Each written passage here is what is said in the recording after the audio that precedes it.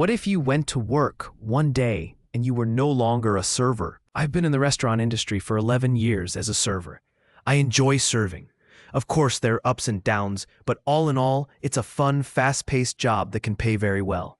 For the past 2 years, I've been working at a well-known chain restaurant, as a server, of course, doing all the traditional things a server does, taking orders, running drinks, food, etc.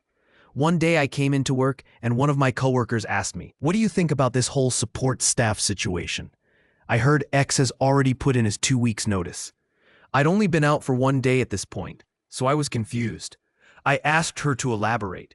Basically, a new role would be introduced that would make servers simply order takers, and the new support staff would do all the heavy lifting, running drinks, food, cleaning tables, and doing side work. Tip out would go from 3% to 6%, and the support staff would be paid slightly more than server minimum wage at $9. This later turned out to be a lie. They would be paid the same as servers, which here is $7. None of this was explained by management, by the way. We all just found out by asking each other what we'd heard. Nobody new was hired on to cover these roles, and no training was provided.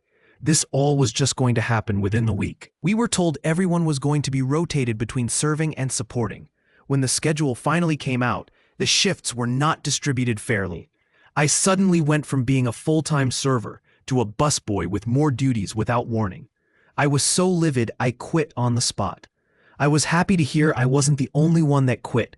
Has this happened to anyone else where they work? How would you react? Had fun with this Redomation story? Hit the like button and subscribe for more.